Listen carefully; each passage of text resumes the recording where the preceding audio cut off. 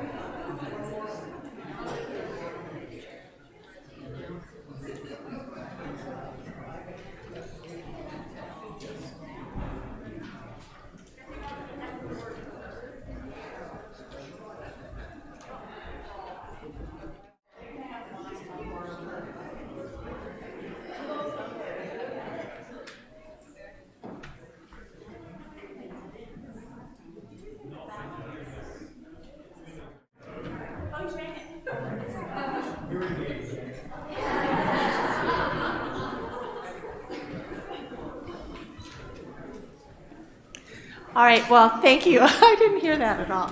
So, good morning and welcome, and here we are on a very special day. My name is Janet Revelle Barrett, and I'm the co-chair of the Settled Search Team. And welcome to the Unitarian Universalist Church of Urbana-Champaign here on Green Street. We are a church of many different theologies and identities, united by our shared commitment to building community, seeking inspiration, promoting justice, and finding peace. Please look around at the color-coded lanyards of your neighbors and be aware and respectful of others' needs and preferences. Continued masking is welcome but no longer required on Sunday mornings. And we're a congregation of all ages, which means we embrace all the joyful noises and additions and contributions of our children on Sunday morning. As always, you're welcome to get a coloring kit from the box in the entryway where the lanyards are. And after the time for all ages this morning, the children will go down to REE with their teachers. Whether this is your first Sunday or your 1000th, whether you're here in the sanctuary or watching from afar or even later, know that you're welcome here and this service is here for you. May you find something in it that you need. If you want to follow along with the written order of service, you can find that link just below the video on our website. And if you want to chat with your fellow UUCUC members, you'll find the live stream chat box on our YouTube page. Remember that there's still time to send a joy or sorrow to be read later in the service. You can email your message to joysandsorrows@uucuc.org, or if you're here in the sanctuary, there are cards in the pews that you can fill out and that the ushers will collect later in the service. Our land acknowledgement, which we integrate into every service, takes on special resonance as a practice that connects us to the history of this place, our own responsibilities and as stewards and members of a wider community, and also as stewards of the land. Here on Green Street, we worship on the lands of the traditional territories of the Kaskaskia, Miamia, Bodwamwe, Kickapoo, Peoria, and Oceti-Sakowin, the original nations of this land, who continue to cry out for justice and self-determination. Wherever you are this morning, I invite you to take a breath and consider the history and the peoples of the land you are residing on.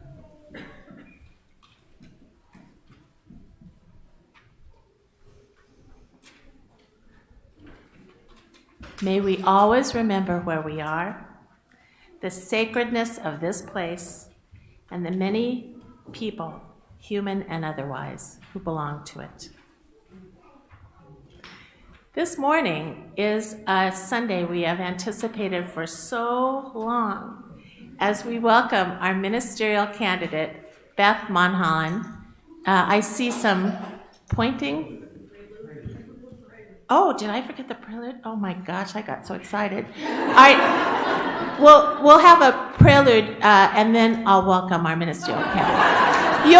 You'll forgive my excitement, won't you, for not following my own script? So, I would like to introduce to you Junhong Jung, who is our guest pianist this morning, and is going to give a beautiful prelude just now.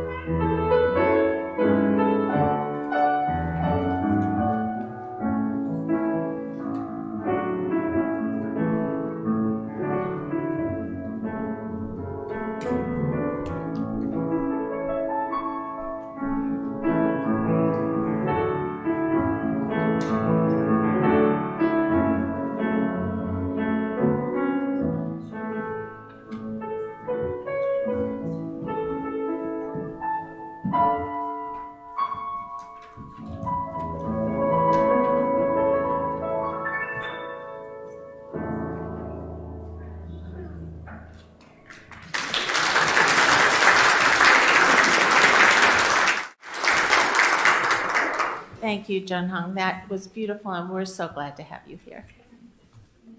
So, it continues. So, the members of the Settled Search team had the privilege of meeting Beth Mulholland when she was here to preach at a pulpit close by that was a secret location. And we spent the weekend with her, and then we had to keep as a secret for weeks her identity and her name. And so it feels like this wonderful, joyful rush of celebration this morning to introduce to you Beth Mulholland and bring to you her gifts of ministry. We're so glad to have you here, Beth.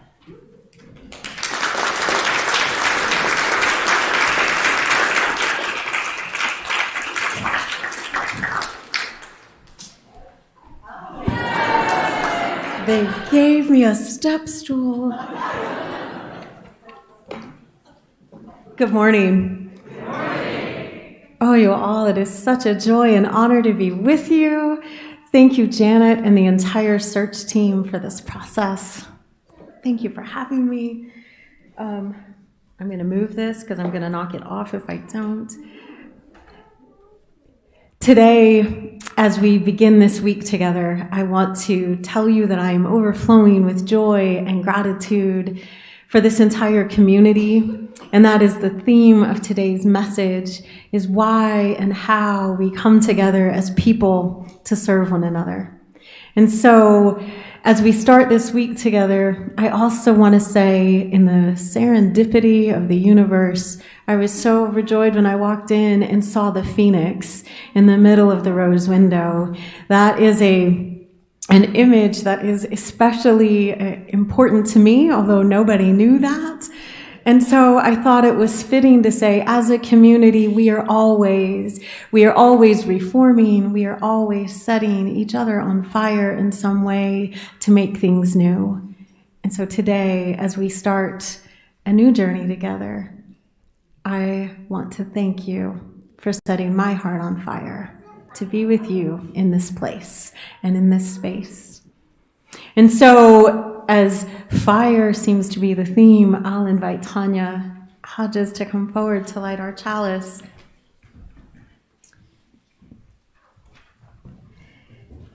You'll find the words, which are by Catherine Callahan, in your order of service. As the chalice is lit, let us come together into the sacred space we have created. Let the cares of the day fall away, and know that here is a place for quiet reflection, for pause in our lives, for breathing into our true selves. Let what is said and felt here add richness to the dimensions of our lives and spiritual practices. We are strong together in community. We share the experience of being human. Let the warmth of the chalice lit during our time together connect us and carry us into the world.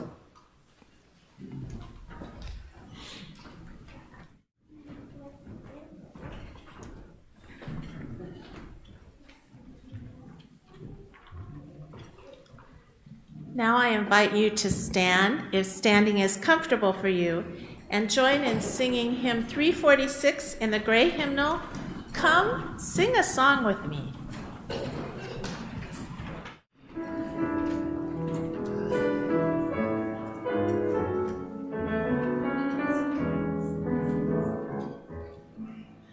Come sing a song with me. Come sing a song with me. Come sing a song with me, that I might know your mind. And I'll bring you home when hope is hard to find. And I'll bring a song of love and a rose in the winter time. Come dream a dream with me. Come dream a dream with me. Come dream a dream with me, that I might know your mind. And I'll bring you hope when hope is hard to find. And I'll bring a song of love and a rose in the winter time. Come walk in rain with me. Come walk in rain with me. Come walk in rain with me, that I might know your mind. And I'll bring you hope when hope is hard to find. And I'll bring a song of love and a rose in the winter time. Come share a rose with me. Come share a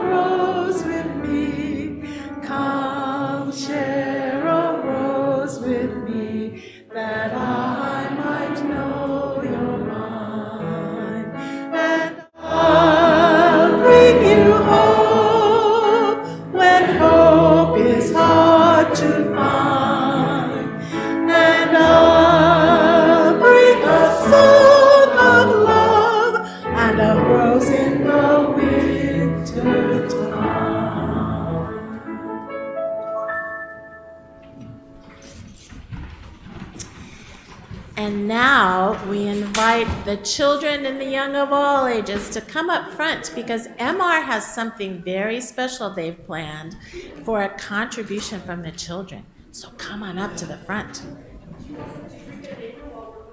Yes, please. I'm not following any script today. Would you please? See, I'm just improvising because I'm so happy. So would you stand for a moment and greet your neighbor? Hello, greetings. Have a seat. Hello, hello. Hello, hello, hello. Hello. Hello. I love your face paint. You look great. Hello, hello. Peace.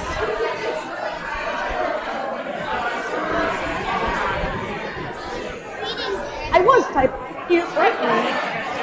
You good there? Hi, Lucy. You want to sit? Hello. You want to sit on my lap? You can. All right. Perfect. Okay.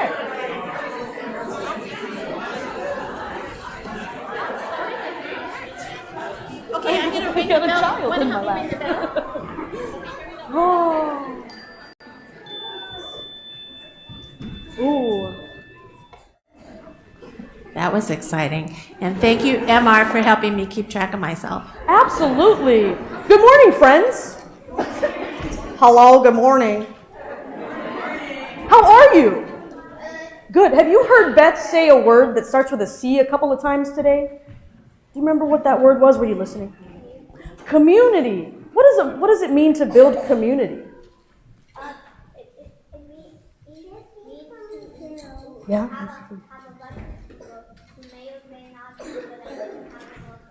I love that definition. You know, a bunch of people that may or may not know each other, but they have to work together. Did you have something else to add? No? Not anymore? Okay. So one way that I know how to build community is by teaching people how to sing. So we're going to learn how to sing a song, and my friends Amelia, Frankie, Theo, Sarah, and Amanda are going to help me teach you a song. And that song is called Bella Mama. Can you say Bella? Can you say Mama? Bella Mama. Okay, we're going to sing a song. And Bella Mama, some people think it's from Australia, some people think it's from West Africa, but no matter where it's from, it's a song about Mother Earth. So my friends here are going to help me sing it to you. So, do you remember how it goes? What? We're going to sing it together, and then that's how they'll learn it. Sound good? You ready? 1, 2, ready? Bella mama, oh. You sing that, ready? And Bella mama, oh. Let's sing the next line for him. Bella mama, oh. Your turn. And Bella mama, oh. Let's sing the third line. And Bella mama, Bella mama, your turn. Bella mama, Bella. Sing the last one. Bella mama, oh. Sing that. And Bella mama, oh. You got it? You want to sing all those lines together? Too bad, we're doing it anyway. That's how we build community. You ready? 1, 2, sing together. And Bella mama, oh. Bella mama, Bella mama. Bella mama, Bella mama, Bella mama, Bella mama, Bella mama, Bella mama, oh. One fun thing about community and music is that we can make people sing things differently, but at the same time. So this side of the room is going to sing it when I point to you, and this side of the room is going to start with all the kids. You ready? In the middle, we're going to start with them, because they need more help than they do, I think. All right, you ready? 1, 2, ready, and Bella mama, oh, keep going. Bella mama, oh. Bella mama, Bella mama, Bella mama, oh. Do it again. Bella mama, oh. Start again. And Bella mama, oh. Keep going. Ready? Sing sing together. Bella mama, oh. Sing with me. Bella mama, bella mama, oh. Bella mama, bella mama, bella mama, bella mama, bella mama, bella mama, oh. Yeah! Nice job! All right, you guys want to go downstairs and go to RED? That would be fantastic. Thank you, friends. Thanks, choir kiddos, for helping me out. I appreciate it. When we get home. Let's go.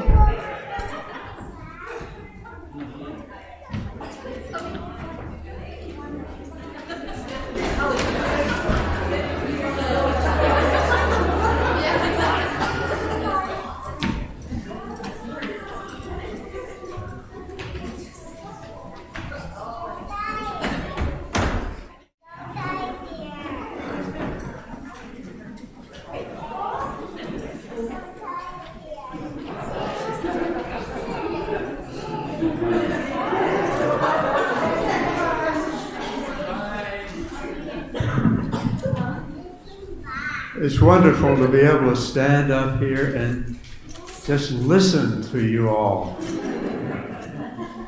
Marvelous. Now we come to community matters.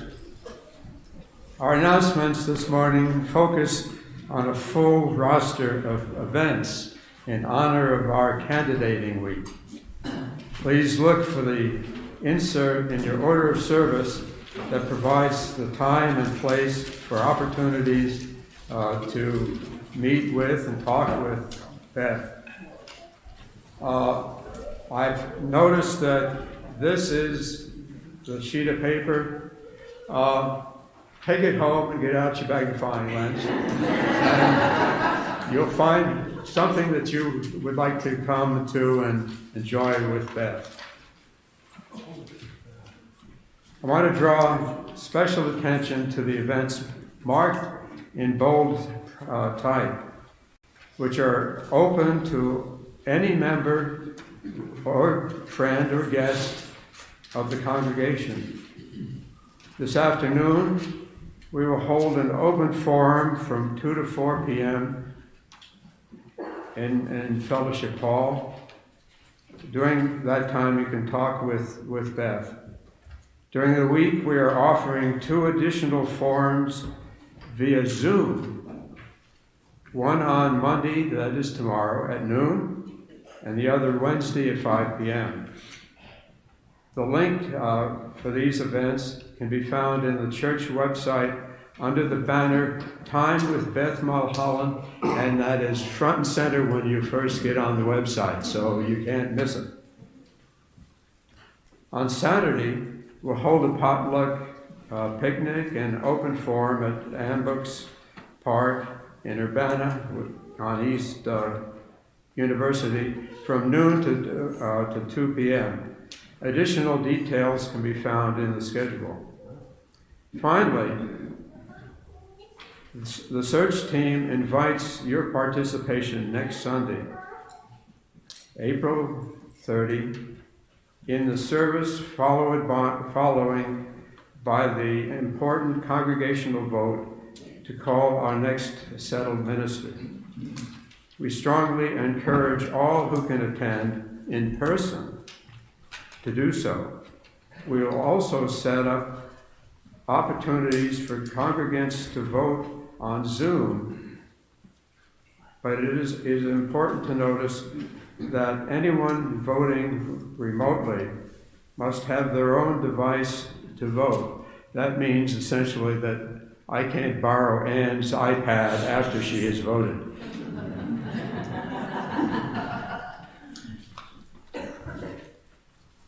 If you have questions about this, see one of us later on.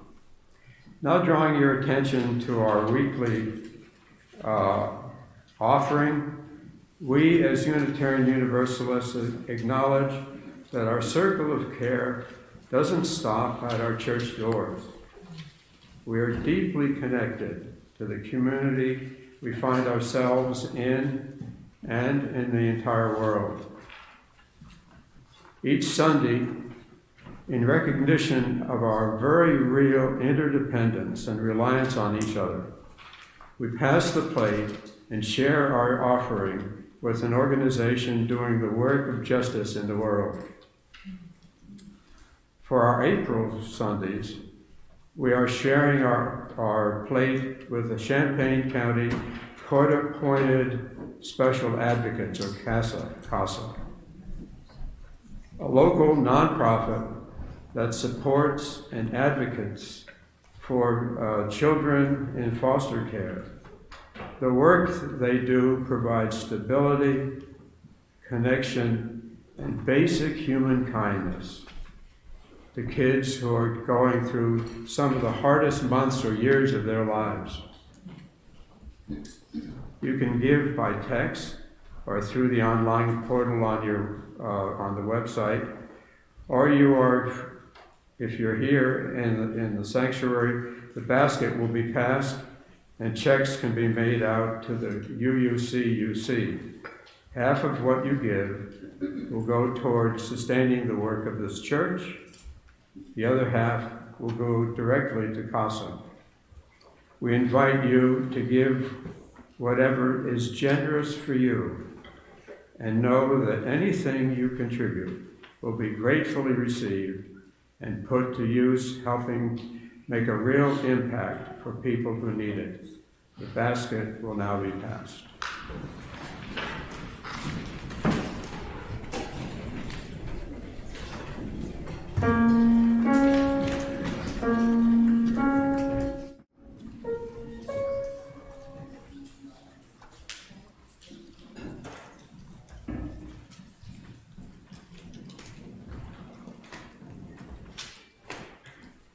We shall be known by the company we keep, by the ones who circle around to tend these fires.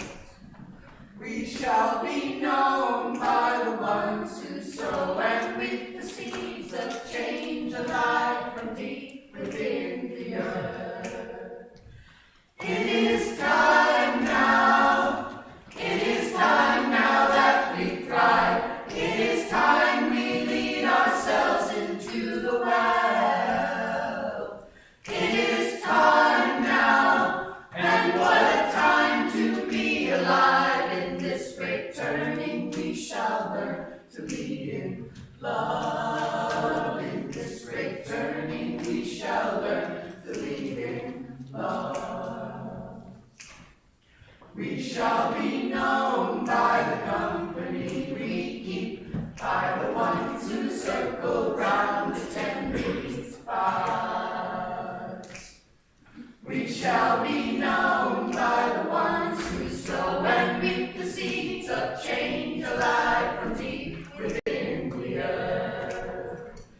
It is time now. It is time now that we thrive. It is time we lead ourselves into the well. It is time now, and what a time to be alive. In this great turning we shall learn to lead in love. In this great turning we shall learn to lead in love. We shall be known by the company we keep, by the ones who circle around to tend these paths. We shall be known by the ones who sow and reap the seeds of change alive from deep within the earth. It is time now. It is time now that we thrive. It is time we lead ourselves into the well. It is time now, and what a time to be alive. In this great turning we shall learn to lead in love. In this great turning we shall learn to lead in love. In this great turning we shall learn to lead in love. In this great turning we shall learn to lead in love.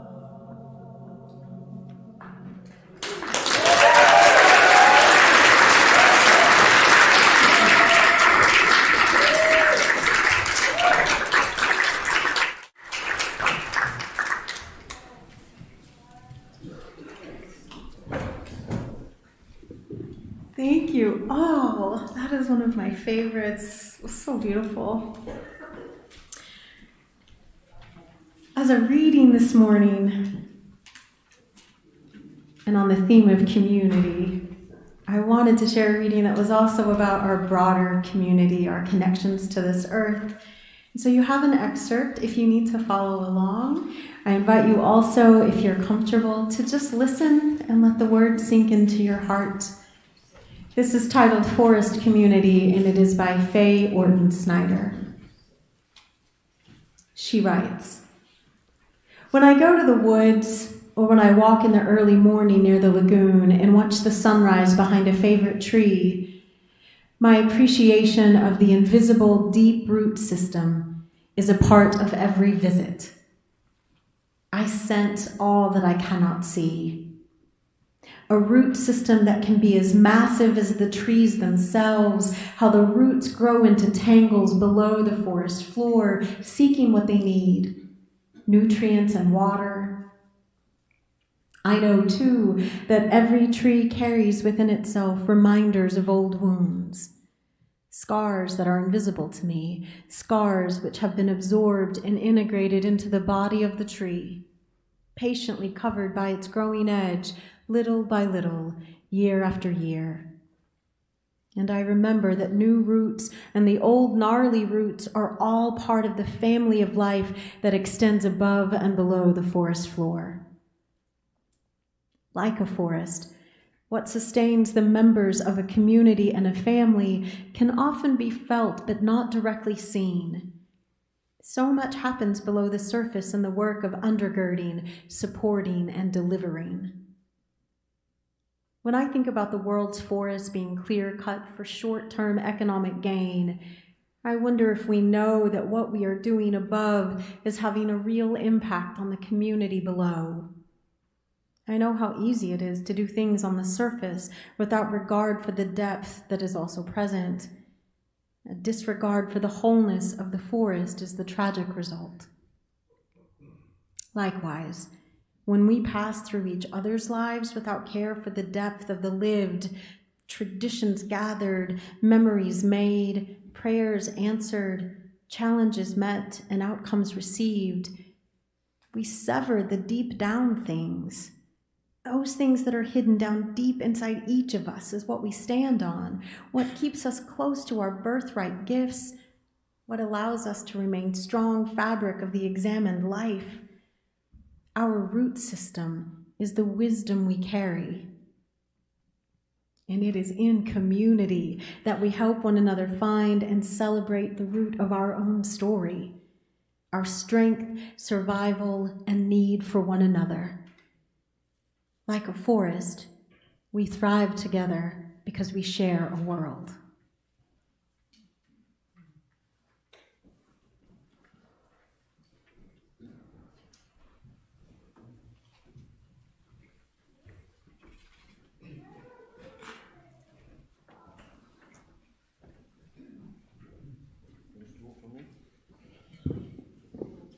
Each Sunday here at UUCUC, we make space to share the joys and sorrows closest to our hearts. We usually take a long pause with music to give folks time to write down the personal joys and sorrows they are carrying and wish to share, either on a card or in an email message to joysandsorrows at uucuc.com. Sorry about that. .org. uucuc.org. Then the worship leader reads out those shared messages so that we can celebrate each other's joyful news and support each other's griefs. During the pause while folks are writing and music is playing, those who wish to can also come forward and take a moment at our altar table and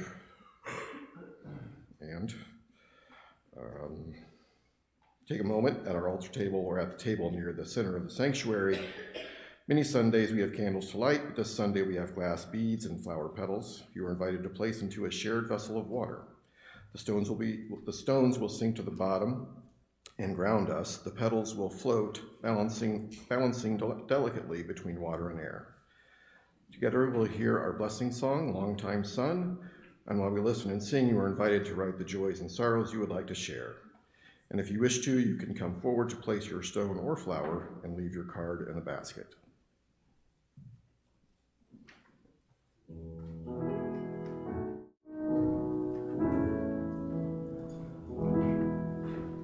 May the long time sun shine upon you. All love surround you, and the pure, pure light that's within you guide your way home. May the long time sun shine on you.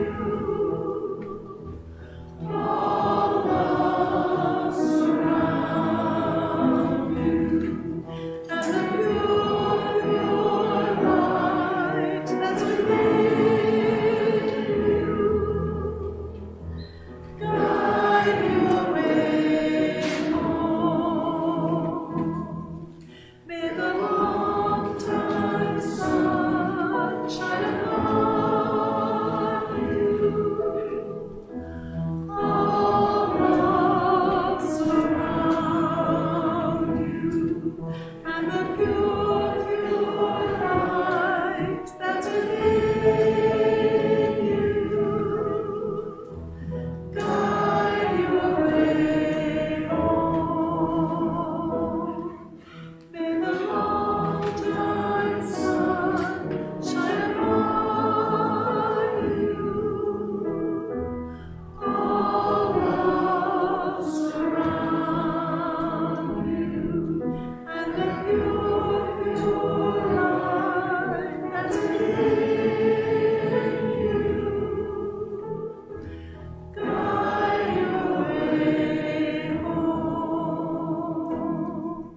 May the long time sun shine upon you.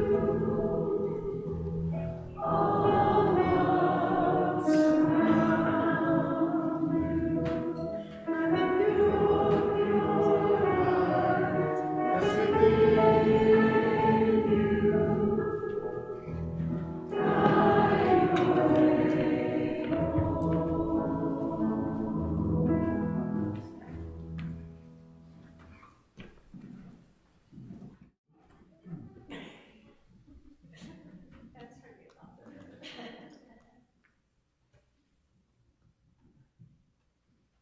Sorry, new phone.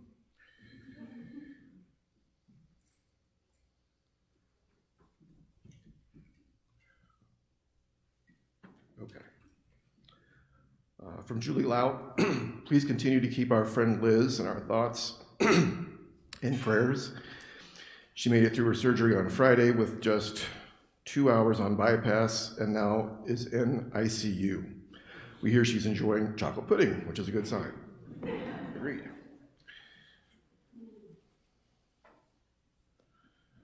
From Sam Bashirs, I was able to run the River to River Relay in Southern Illinois yesterday with a team that included Dan Urban and Carrie Fagan Olmschneider. Very good.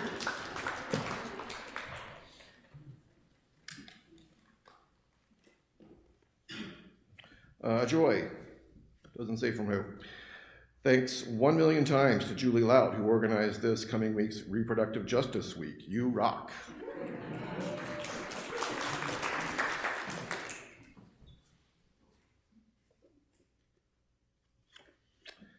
I don't have a name. So wonderful to see so many friends return to church today. We miss you. Welcome back. Amen.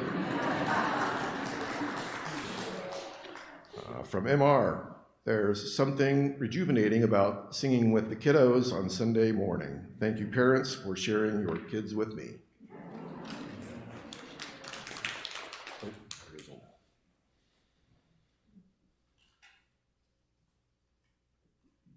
We're a lot better at finding ministers than running services, just FYI.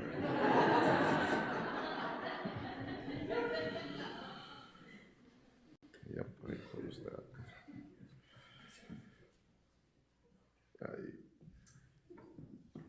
keep all these joys and sorrows in our minds and our hearts. And if I did not read your joy or sorrow because it didn't come in time, then it will be in the e-news this week. Thank you.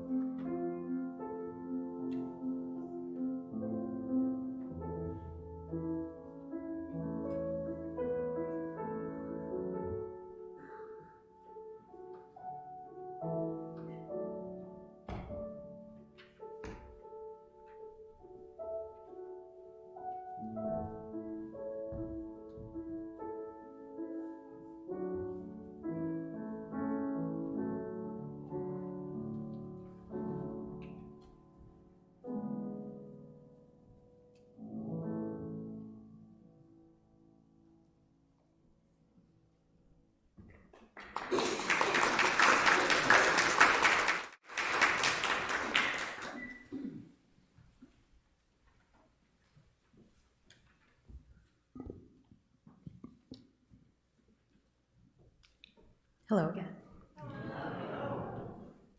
I'm looking at the time and I'm like, oh, I'm going to keep these people a little long today. And I know how some Unitarian Universalists are, so I'm just going to warn you that right at the beginning.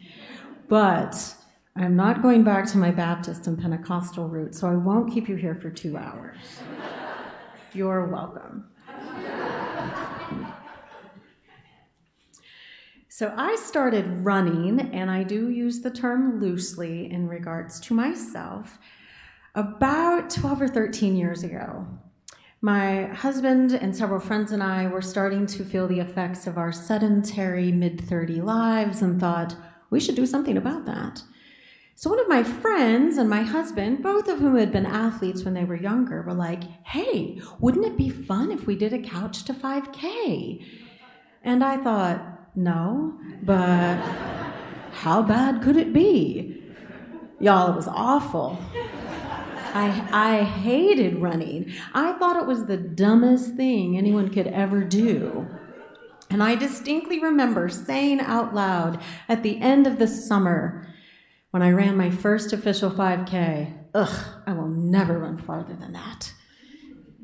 But then the next spring, we decided to run again, and to my surprise, I found it was a little bit easier that year, and I didn't hate it quite as much. And so, to my even bigger surprise, in year 3 of running, I said out loud, hey, why why don't we train for a half marathon? And we did. And for the next 4 or 5 years, we ran multiple half marathons every single year. And I loved the feeling that running gave me, that my body was stronger than I had ever thought it could be, that I could do more than what I had told myself. But honestly, what I really loved was the sense of camaraderie and connection that I had not just with my husband and my friends we ran with, but also with random strangers. When people were giving me advice about what shoes to buy and what clothes to wear, nobody had mentioned that I would actually be joining this amazing community. But there I was, on trails, greeting random strangers with a smile, encouraging and being encouraged to go 1 more mile. But it was really when I was running I think it was my 4th or 5th half marathon, that sense of community really came home to me. I was running this half marathon in Madison, Wisconsin, in the middle of August, and I say that so you can imagine the heat and the humidity. But on this particular day, it was cloudy. The day started with a comfortable temperature, and I was on track to run my fastest race ever. For like the first 7 or 8 miles, I was feeling it. And then the course wound through the Arboretum in Madison, where there was weirdly no shade, and the sun came out, and all the wind died down. And then as I approached mile 8, my left knee tweaked, and I was running low on water. And then it got better, because as we moved into mile 10, we went straight uphill. And I just thought, there is no way I can do this. But fortunately, that uphill led us into a residential neighborhood where there were spectators again. And some of those spectators included a woman and her probably 5-year-old child who had a cooler full of popsicles that they were handing out to us. And I took one in my overheated exhaustion and said, "Oh, thank you." And the little kid offered me a high five and said, "You can do it." And to this day, I am convinced that popsicle and that high five, the sense of community with a random stranger, I'm convinced it saved my life. And when I think about that moment, I think actually about one of my favorite proverbs that says, if you want to go fast, go alone. But if you want to go far, go together. And I think most of us know that there are some things that we can get done faster by ourselves. If you've ever done group work or served on a committee, you probably know that you sometimes wish, crap, I just want to do this by myself and it would get done. But honestly, in the work that we are called to do as people, real work, fast and efficient are not always the right answers. What we need is to go far together to create the world we want, and we need community to do that. And to stay in the running community to illustrate this, I want to tell you about another runner who is very, very different from me.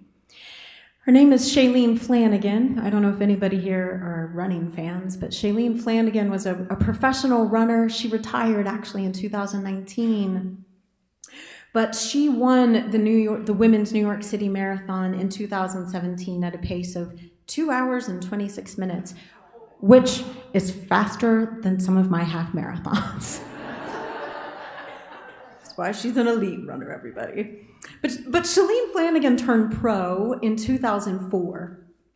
And she had trained tirelessly all throughout her teen years and college. She holds several NCAA records for different distances, but she'd hit a plateau when she turned pro. And so she actually changed trainers and moved to Portland, and she joined an all-men's running club. And then she started recruiting women to train with her. And that turned things around. It got her out of that plateau.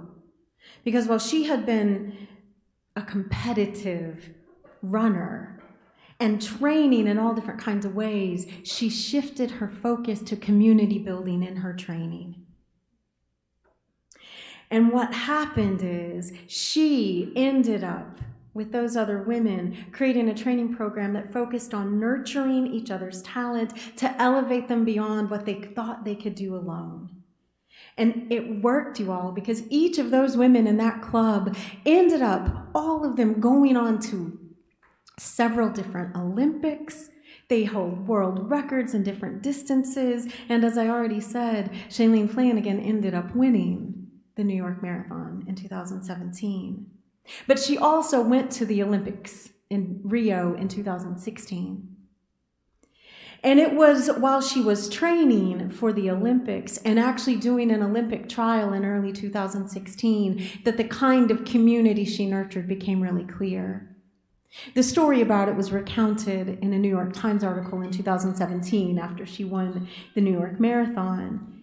But she and one of her teammates were running together. They were well ahead of the pack. They were doing great. And then with about 5 miles left to go in that trial, Shailene started to falter. And her teammate, who could have just pulled ahead without her, stayed right beside her, encouraging her, supporting her, even going and getting water sometimes and bringing it to Shailene so that she could conserve her energy. And they finished that trial together, and they both made it onto the marathon Olympic team for Rio, where Shailene actually finished 6th. She was the top American finisher. And the New York Times article asked that teammate in 2017, why did you stay with her? And the teammate said, because Shailene has done that for me over and over and will do it again. She has my back and I have hers. They went farther together. And Shailene herself in that New York Times article said, I thoroughly enjoy working with other women. I think it makes me a better athlete in person. It allows me to have more passion toward my training and racing. When we achieve great things alone, it doesn't feel as special. Flanagan pioneered a kind of competitive mentoring that says, in her field, yes, of course, we're going to go fast because we're elite runners, but we are going to go farther than any of us thought we could because we're going together. And therein lies the power of community, because we can accomplish things on our own, sort of, but we can get so much more done when we have that sense of collective power. When we are working together in pursuit of common goals with shared values that bring out the best in each of us, real progress happens. Helen Keller once said, and I think this sums this up nicely, alone we do so little, but together we can do so much. Civil rights leader Ella Baker is a shining example of this. If you do not know Ella Baker, you should, so now you do, everybody. There'll be a quiz later. But Ella Baker was an activist for more than 50 years, starting in the 1930s. She was a pivotal leader in the civil rights movement, though she rarely got the limelight. But she held leadership positions in the NAACP and the Southern Christian Leadership Council. And in 1960, it was Ella Baker who guided the formation of the Student Nonviolent Coordinating Committee, SNCC. And if you don't know, it was SNCC that was absolutely instrumental in the voter registration drives that happened for the next decade. Baker herself was often critical of top-down hierarchical leadership that, as she said, disadvantaged the already disadvantaged. Her style of leadership was grounded in community building, in coalition building, in empowering others. Color Lines eloquently puts it this way: Baker was invested in everyday people to channel their collective power to resist oppression and fight for sustainable, transformative change. Collective power, sustainable, transformative change. Well, the power of community is that we can go far. The purpose, a key purpose, I think, of community is that when we are going far, it is in the purpose of creating change that benefits us all. When we in this room, think about the world we want to leave our children's grandchildren, We know there is so much work to do, and none of us can do it alone. None of us has all the ideas. We need each other. We know, as Baker knew, that sustainable change is not fast and efficient. It is slow and messy and sometimes painful, and so we need community to pool our resources, to provide different perspectives, and to support us when the work starts to weigh us down. And Baker's example shows us that when we focus on those common values, we elevate each other's strength, and, this is important, we provide accountability to each other. Because if the power of community is accomplishing more, and a purpose is sustainable change, we can only get there when we hold each other accountable when we stumble. And accountability, loving accountability within community, is actually what transforms us and the systems we are living in. And I hope we have all had moments of being held accountable and growing from that. For me, personally, about, I think it's probably 20 years ago now, in my circle of friends, I broke a friend's trust. And I did not mean to, but my intentions in no way alleviated the harm that I did. And as painful as it was for me to hear, and as painful as it was for her to say, my friend came to me and said, "You hurt me when you did that, and I need a break from our relationship." And in that space that I gave her after I apologized and said, "When you are ready, come back to me," I took the time to reflect on what I had done, to look at how my actions and my intentions were so far away from each other, and to say, what are my patterns of behavior, and how can I make sure I do better next time?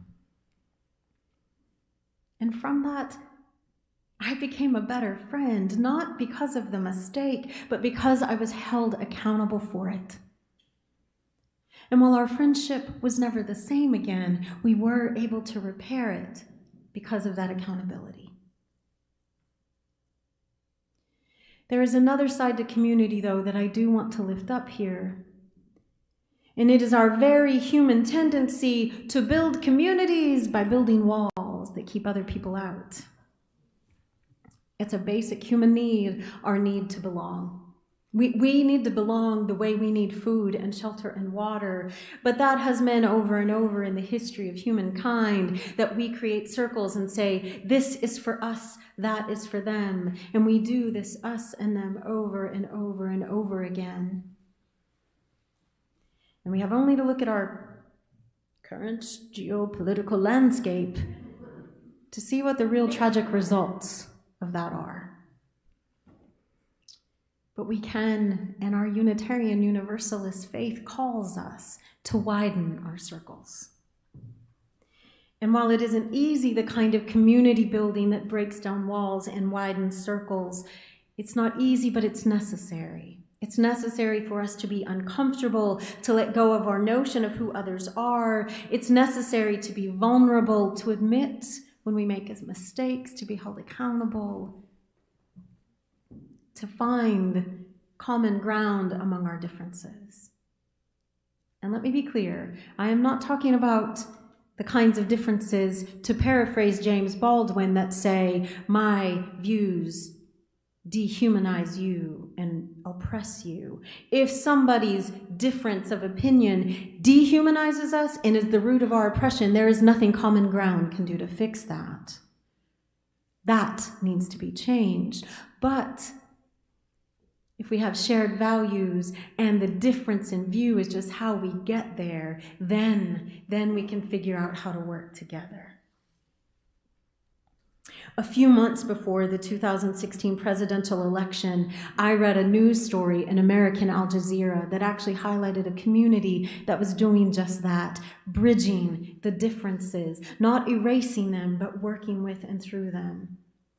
It was a story about a community in Pikeville, Kentucky, which is in far eastern Kentucky, almost in West Virginia. It is actually about 3 hours directly east from where I was born. And Pikeville is a small college town that has a thriving Muslim community. There's actually a mosque there that serves a 6-county region. And the story highlighted how people in the area in the decade leading into 2016 had come to embrace and often protect their Muslim neighbors, and how interfaith activities had become common. And one of the things that has stuck with me after all these years was actually a comment made by a professor who was quoted in the article, who said, and I'm paraphrasing here, he said that in Pikeville, what you have are two pockets of communities that often feel like outsiders in the American mainstream: rural Appalachians and American Muslims, who are often also depicted as being diametrically opposed to each other. But in Pikeville, they had done the slow, steady work of community building, of bridge building, and what they had found were commonalities in some of their religious views, commonalities in their dedication to family, and in the belief in the home that they were building for their children. It wasn't a utopia, it's still not, but what it is a community that had broken down some of the us and them, a community that had intentionally widened its circles. And shouldn't that be our goal, especially in spiritual community? When we talk about transforming the world, isn't it that we want to not erase each other, but see each other in our full wholeness? And honor that, and make our circles wider and fuller. In his best-selling and regularly banned book, The Absolutely True Diary of a Part-Time Indian, that's the title, by Native American writer Sherman Alexie, he tells the story of a little 14-year-old boy named Arnold who learns this lesson about widening his own circle. For high school, Arnold leaves his Eastern Washington reservation and goes to the white high school to play basketball. And he feels like an outsider. He feels like an outsider in his own community, in his family, and now in this new community he's joined. But over the course of the story of a year that sees loss after loss for this young child, Arnold begins to realize that he belongs to many, many circles of community. To the tribe to which he was born, his broken family, the weirdo, nerdy kids who are his friends, the basketball team where he becomes a star player. Arnold comes to see that he is not limited by any one circle, but they can intersect, overlap. And like those competitive runners like Ella Baker and all of the other activists in this world, that when he connects with people with shared values who hold him accountable with love, he can actually grow more than he thought he ever could. And critically, all of those widening, intersecting circles help Arnold, who at the beginning of the novel felt so isolated and alone, to realize that he is not alone. And I think that is the promise of community. That in this life, we are never alone, even when we feel like it. And Helen Keller, to quote her again, said, "I would rather walk alone in the dark with a friend." Sorry, I said that wrong. "I would rather walk in the dark with a friend than alone in the light." And the work of living can be so hard. We burn out, especially when we do too much, when we do it alone, when we think we have to carry our burdens, when we put our nose to the grindstones, forgetting to raise our heads and look around at the amazing circles of community to which we belong. And we need to be reminded sometimes. On that day of the half marathon in Madison, when my life was saved by a high five and a popsicle, as I trudged up the hill, holding onto it for dear life, I actually said out loud, "Oh, this saved my life." And to my surprise, from just about 2 feet behind me, I heard another voice say, "I know, me too." You all, in my overheated weariness, with my head focused just on my own self, I didn't even know there was somebody else right beside me feeling exactly what I felt. But I looked at that woman and we laughed, we toasted our popsicles, and we trudged up that hill together. And me and that stranger finished that race together.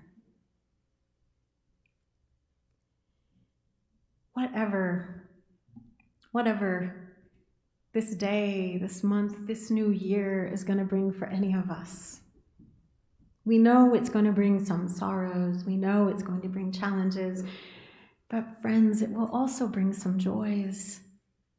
And what I hope for us is that we remember in this community that we come together to support each other through all of that, to nurture each other. And may we, in these days to come, accept the popsicle that's offered to us, bring someone water when they need it, and remember always that we are not alone and that we are going far together.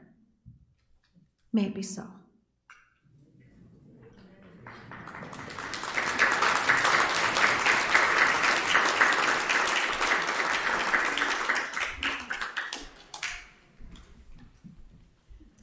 Would you join together in whatever ways you are able to sing 298, Wake Thou My Senses?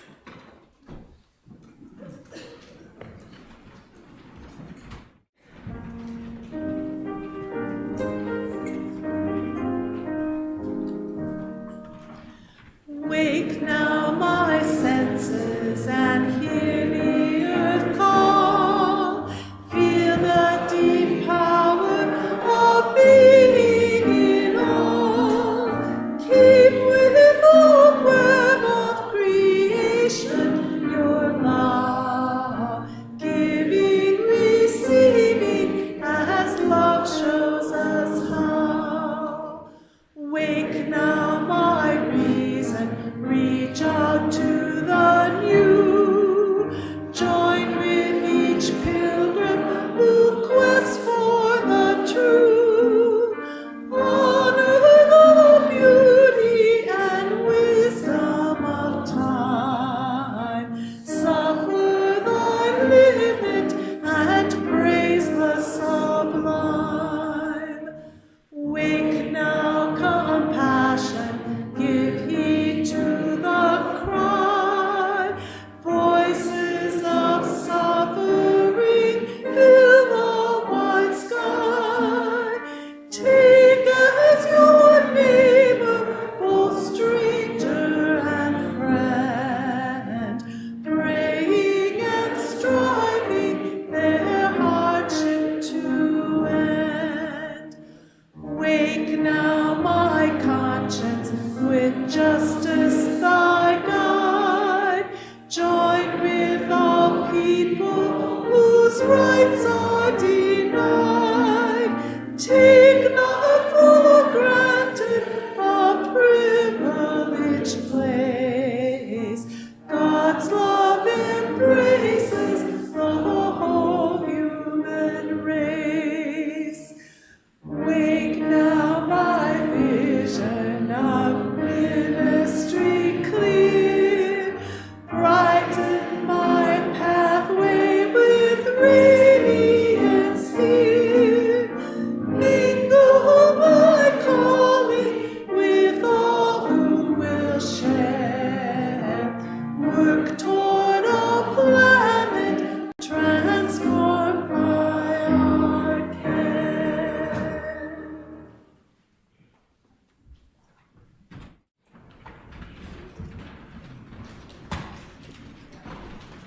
Beloveds, as we close today, I want to ask you, in whatever way your spirit calls you, to just enter into a spirit of prayer with me. Spirit of life and love, God of our heart's own understanding, we are grateful for this community. We are grateful for the time to gather and have our spirits renewed. We are grateful that in this life we are loved and never alone.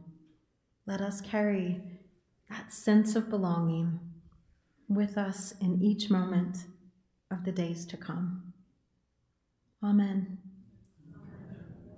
And I'll invite Wendy and Tanya. I'm like, I think I need my reading glasses.